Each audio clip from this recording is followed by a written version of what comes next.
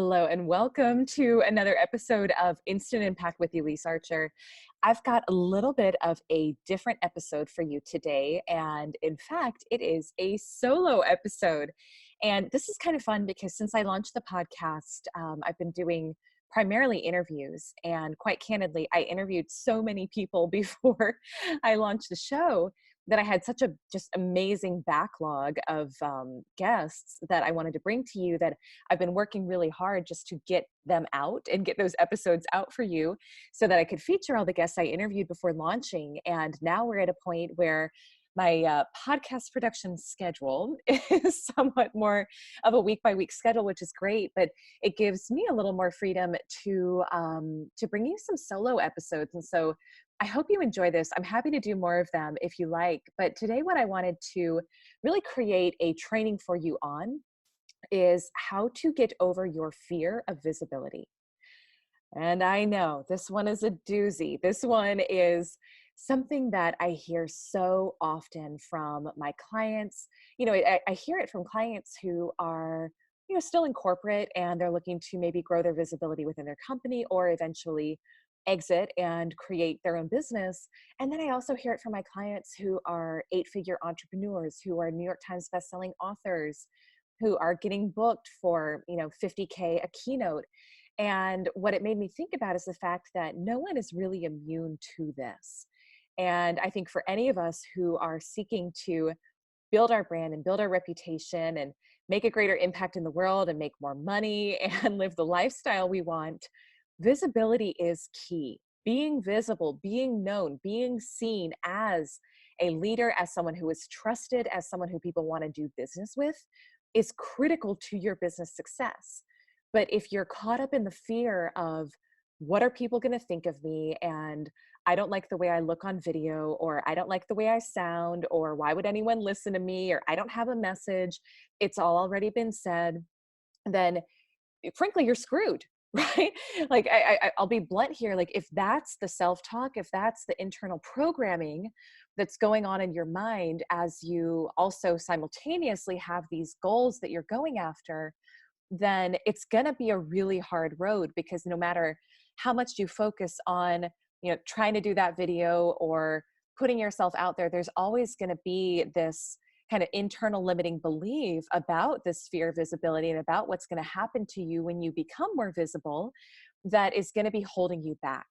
And so today, what I want to offer for you are several tips, really 3 key tips that I share with my clients to help them get past the fear of visibility. Now, one of the things I will say is that some of this is just practice. So part of how you're going to get past the fear of visibility is just by continuing to put yourself out there. It's kind of like going to the gym, where the first time you go, if you haven't lifted weights in a while, not at all speaking from experience on that front, but let's just say that you haven't lifted weights in a while and you go in and you lift for the first time, it's going to feel really hard. You're probably not going to be happy in the moment. You're probably going to want to leave. You're probably going to do a move wrong. And that's normal the first time you're doing something. And the only way you can really fail or mess up or not get the progress is if you just decide not to come back. And it's the exact same thing with any sort of initiative or effort that you're taking towards increasing your visibility. If let's say that maybe you are doing a video challenge, like right now in my Facebook group, Visible Leaders, we've got a 30-day visibility challenge going on where every single day, the challenge is to create a video and share it on social media, on your desired social media platform. And I created that because people were asking, like, how do I get over my fear? How do I get past showing up and being more visible? And at the end of the day, the biggest thing that's going to help you is just by starting to do it and being consistent in it and realizing that when you post your video online, or when you step up on that stage, or when you launch your podcast, your world isn't going to end. You're not going to lose friends. If you do, they weren't really your friends in the first place. You're actually going to experience massive benefits by continuing to put yourself out there and become known and build a brand. But it just takes repetition. And a lot of times it's doing that first one, the first video, the first live, whatever it is, to help you grow your confidence. So all of this is to say that the most important thing in getting past your fear of visibility is just by doing the thing, is just to do the thing that scares you. And with that said, I also want to share with you 3 more mindset tips that I think will help you just to get in the right headspace to start creating more of your content or putting yourself out there and becoming more visible. And so this really does apply whether you are in corporate and wanting to become more visible within your organization, or whether you're an entrepreneur and wanting to become more visible in your space. Either way, the key to faster results and getting and accomplishing your goals is being known, is being seen, is being heard, is being the one that people think of when they think of the thing that you do. And so these tips are going to work regardless of what situation you are in. So with that, tip number 1 to get past your fear of visibility is to attach necessity to becoming visible.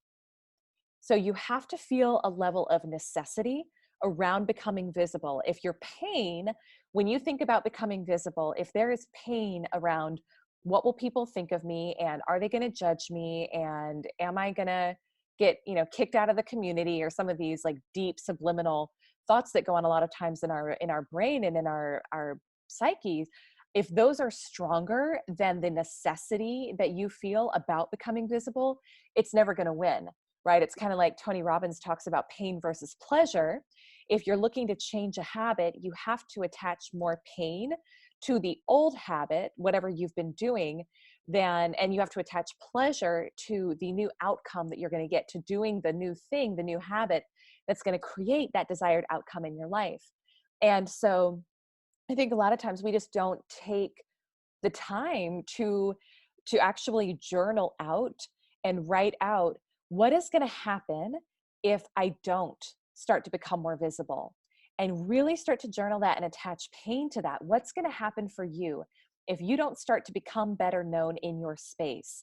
And so one of the things I would do is I would do a journaling exercise, and on one page, I would journal about the pain that's going to show up in your life if you keep doing things the way you've been doing them, and actually allow yourself to go there, because you have to physically feel that pain in your body that's going to result from you not getting more clients, you not getting the promotion, you not growing your social media following, and actually go there with yourself and allow yourself to get deeply in pain for the purpose of this exercise.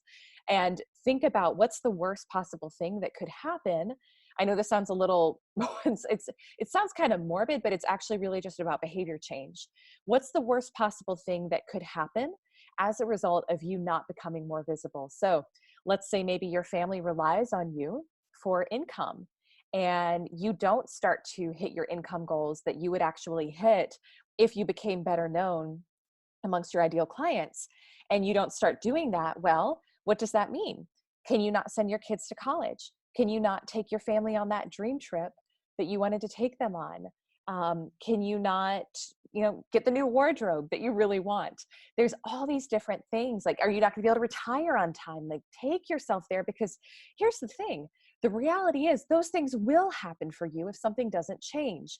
And if you're not willing to face them, and you just want to put your head in the sand and pretend like it's not going to happen, well, you're going to have a very sore, uncomfortable awakening down the road when it does happen.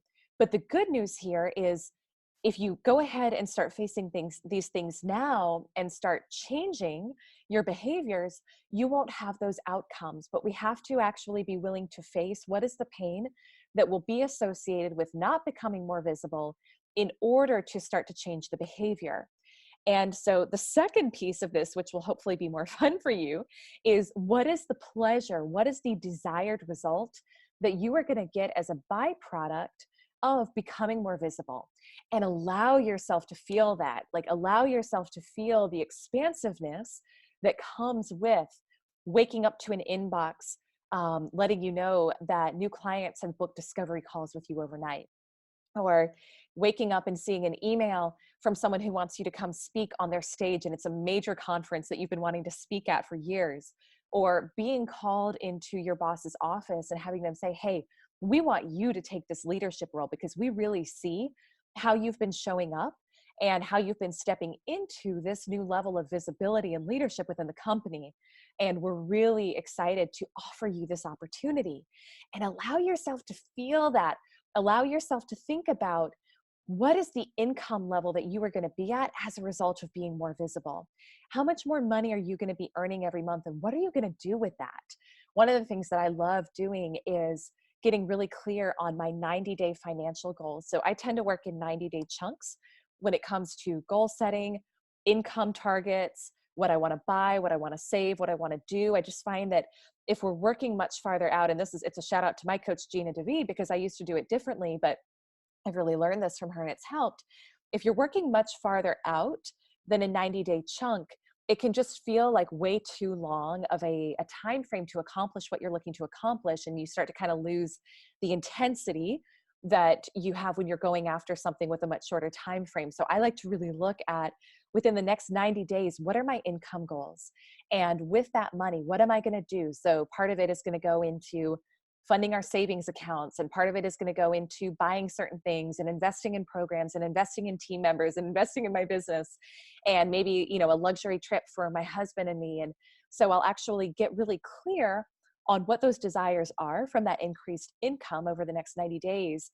And then I always have my vision board set for 90-day increments. So I get a visual representation of whatever that 90-day goal is, and I put it up on the vision board so that every day, let's say that I have a day where I don't want to go live, or I don't want to create a video, or I don't feel motivated or inspired, I can look back up at that vision board and feel the excitement and feel the energy and feel the pleasure that's going to come from going after my desire, being visible, knowing that the more seen and known I am as a leader in my space, the more I'm going to attract clients, the more people I'm going to be able to serve, the more money I'm going to be able to make, and I'm going to be able to accomplish those goals. So you can have a lot of fun with this process, but I want to kind of bring it back to necessity.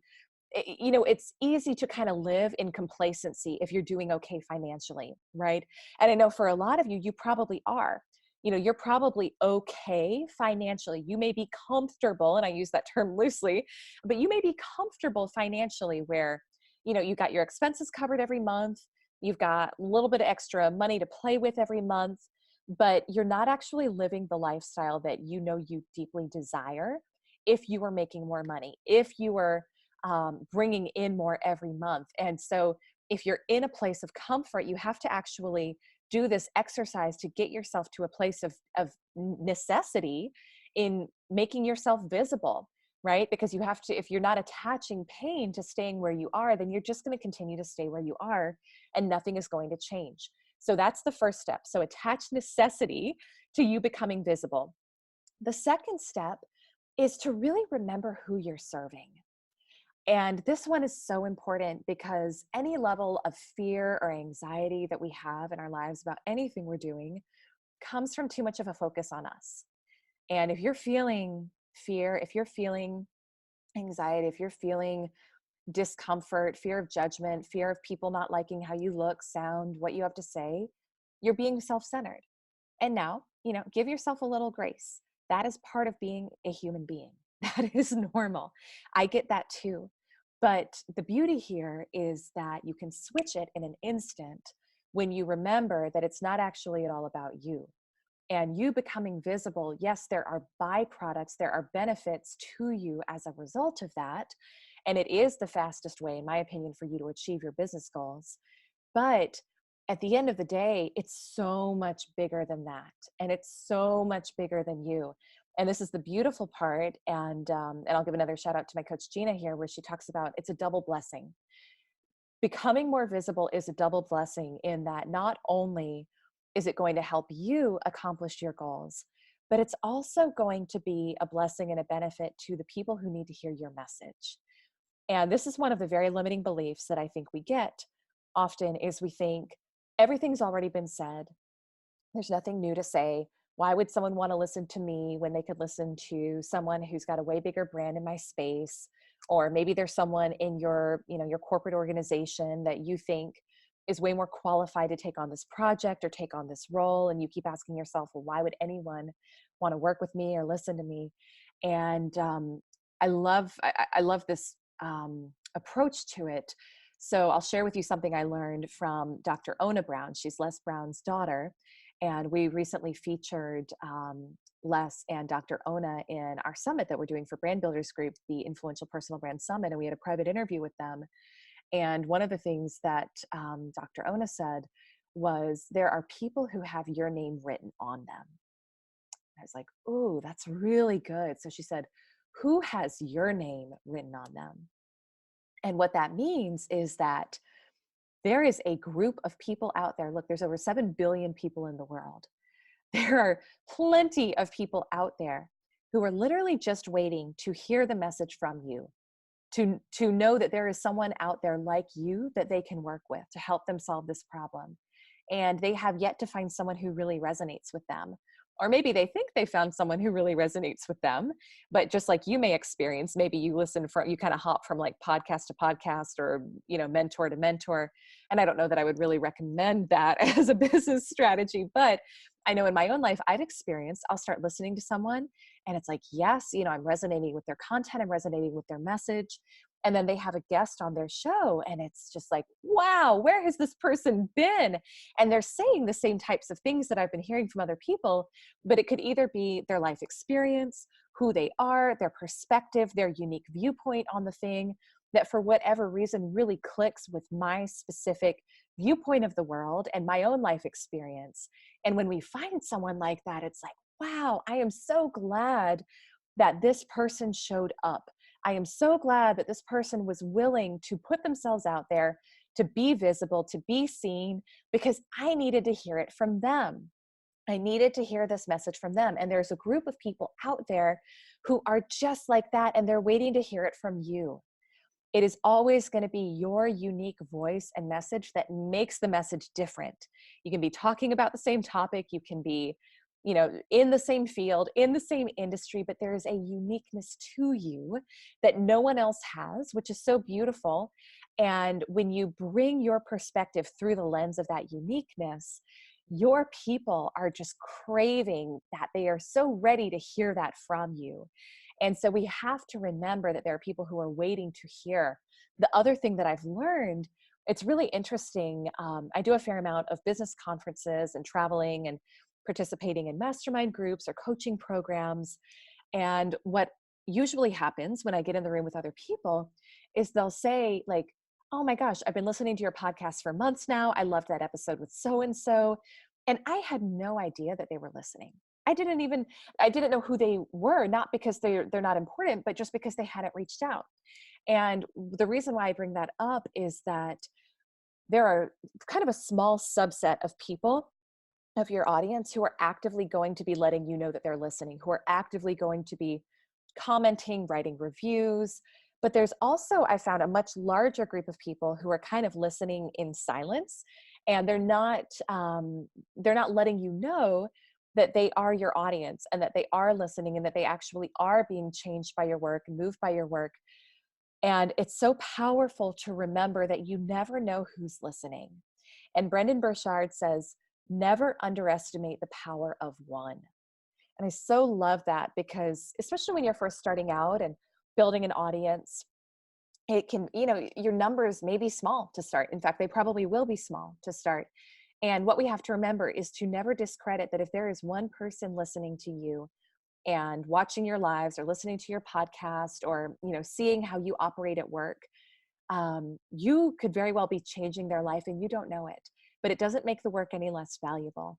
And we have to remember that it is a game of longevity. It is a game of consistency. It is a game of continuing to be visible, because the whole game here and the whole way it works is that if you continue to be visible daily, weekly, monthly, yearly, in front of these people who are listening, whether they're letting you know that they are or not, at some point, a decent percentage of those people are actually going to need to hire you, to work with you, to work with you, to collaborate with you in some way. And if you've remained consistent about showing up and being visible, when it comes time for them to partner with someone and to hire someone in your role, they're going to think of you. If you've done a good job, they're going to think of you, and you're going to get the opportunity to help them and work with them. And so it is this game of consistency.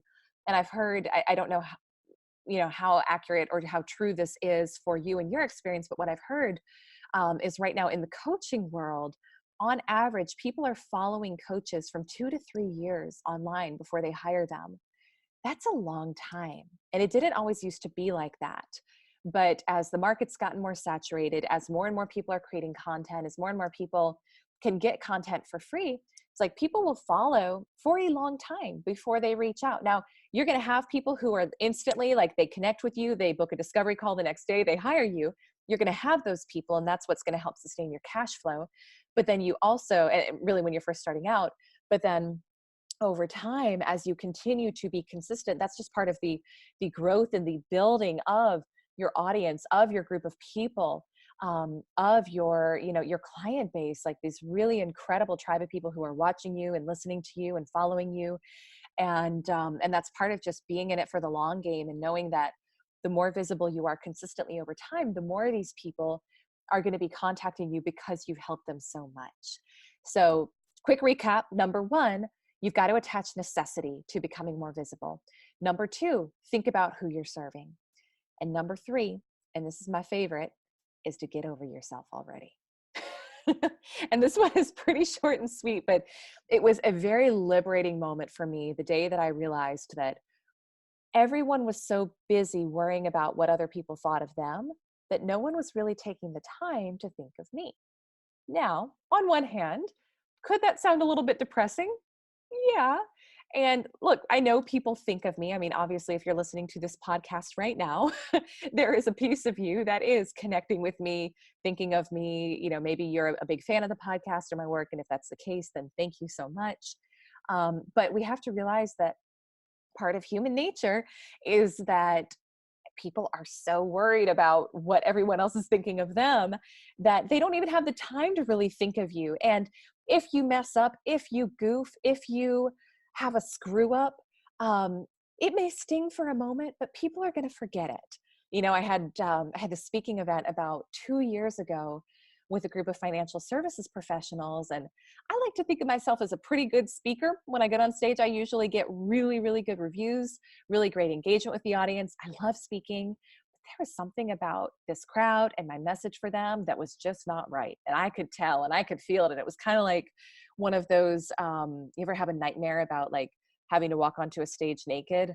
It wasn't quite that bad, but it was one of those things where in the moment, it was really uncomfortable. And I tell you, like that, I let that rock me for a while, and I let it phase me, and I let it take me out for probably, if I'm being honest, a couple of months.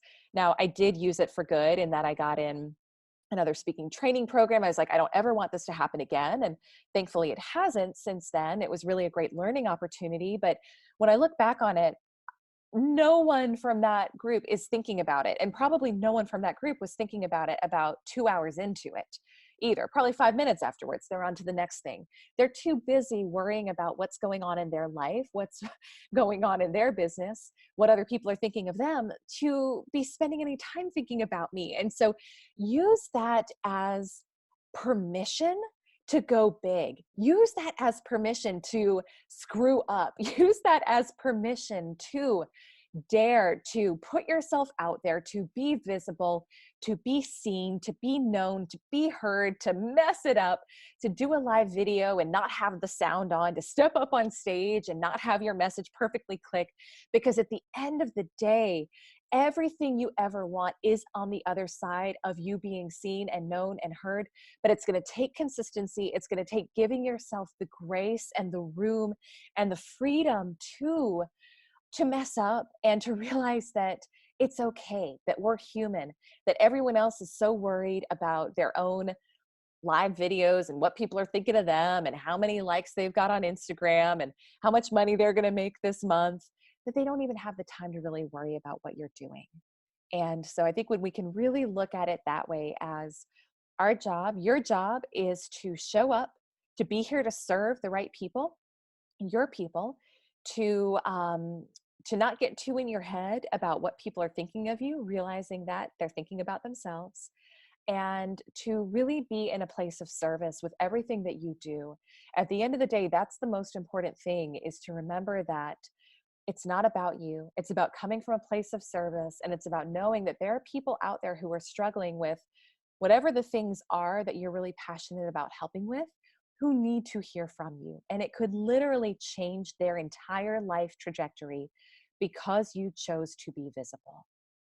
That's it, guys.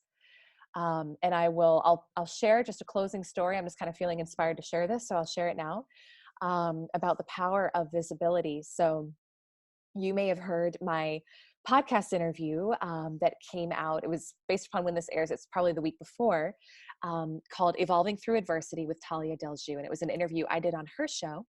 And it talked about some of my backstory and some of the adversity that I've gone through in my own life, and how it shaped me and molded me, and how I've used it to really create what I think is something beautiful in my life, and hopefully in the lives of others as well. And I talked about kind of my personal development journey. And in my mid 20s, I'll do just like the quick synopsis here. My mid 20s, I found myself in just overall a very unhappy situation. I had spent a lot of my life and career seeking approval, seeking being liked by other people, going about just trying to kind of mold myself into what I thought people wanted me to be in order to like them. And so I had, I had a great paying job.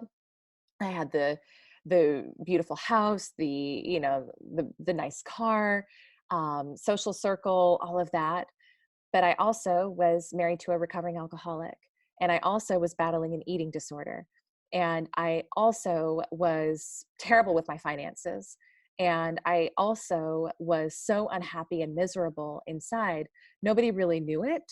But it was really, really a hard part of my life, because I had built up this life that was all about what other people, what I thought I needed to be for other people. And none of it honored who I actually was.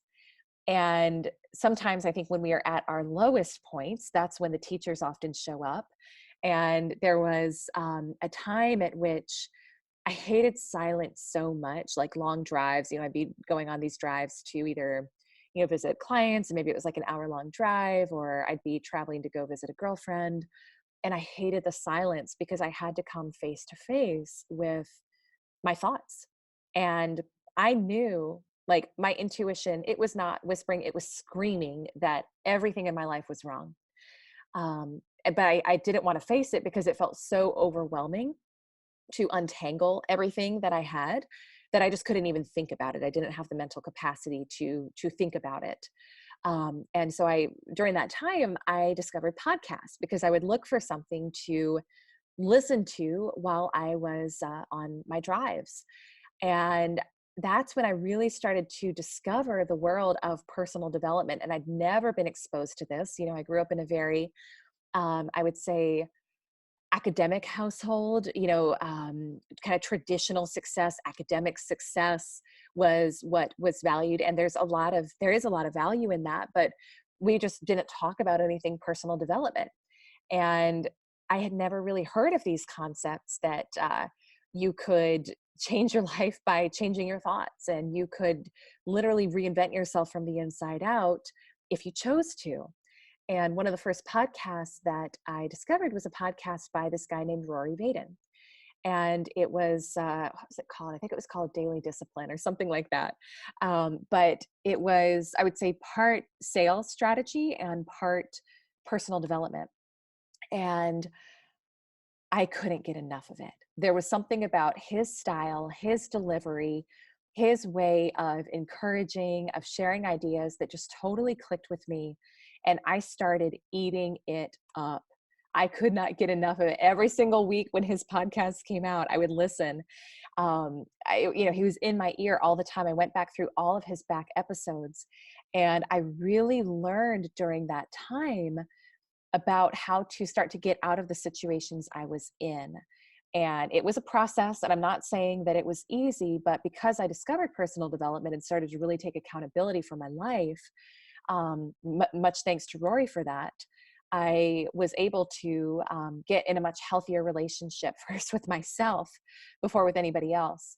I was able to, finally take that leap and leave corporate and start running my own business. I was able to start to really heal from the eating disorder and love myself again. And long story short, kind of an even cooler plot twist is that I ended up reaching out to AJ and Rory. I'm sorry. So Rory has a wife named AJ. They were both working together in the sales coaching company at the time. They had co-founded with some other individuals, and I reached out to them and was really just looking for some tips on how to start my own company. I had no expectation that they would be available to talk with me or have any interest in speaking with me. But as a result of Rory being visible on his podcast and me being brave enough to reach out, um, ended up meeting them and going into business with them. And I have now worked with Rory and his wife, AJ, for over 4 years now, about 4.5 years. And it's literally changed my life. And if Rory had not been generous enough to be visible, to launch his podcast, to be willing to put himself out there, you would not be listening to this podcast right now. Because I can tell you right now, I would still be in corporate. I would still probably be in a really unhappy, unhealthy relationship. I'd probably still be battling a lot of my own demons. I get a little emotional talking about it because it's so true and it's so real. And there are people out there who need that from you. And if you are so stuck in your own fears and worries about what people are going to say about you and what people are going to think about you, yes, maybe you are shielding yourself from that little bit of criticism or judgment that you may hear as a result of putting yourself out there. But there are lives that need to be changed that aren't going to be changed. And so I just want to end with it's really critically important that if you are feeling called to be more visible, that you do it and that you take a stand, not only for yourself, but for the people who need to hear from you. And so I just want to encourage you in that. If you're looking for encouragement, if you are feeling stuck in any of these areas, reach out to me. You can reach out to me on any of my social media. If you just search for Elyse Archer, I'm on all the places, LinkedIn, Instagram, Facebook. And I really want to support you in this and let you know that you're not alone. And with that, just a couple additional resources. So would love to have you in our Visible Leaders Facebook community. It's this really cool, it's kind of a new community. I created it in July, and we've got just the most incredible group of leaders, both in corporate and entrepreneurial, who are looking to up-level their visibility. And I do private Q&As in there. I do private trainings. We have other members come in and share their expertise and insights. And it's just a great place for you, a community for you where you can be safe and share what's going on in your life and be encouraged and get tips. And obviously it's totally free to join, and we'd love to have you in there. So just search for the Visible Leaders community on Facebook and request to join. And also, if part of your goal for your visibility is becoming more visible on video, but there's any amount of fear, doubt, limiting beliefs about how you look or sound on video, or how you could use video to grow your business, I've got a free training that you can get access to on my website. If you just go to ElyseArcher.com, it's right there across the header image, free video confidence workshop. You can get that, and that should be a great resource for you as well. So with that, that's it, guys. I hope you enjoyed this solo episode. Let me know if you would like more of these. And it's just such an honor to have the privilege of your time, of your attention. And please know how dedicated I am to serving and supporting you and helping you in your journey to become more visible. Bye for now.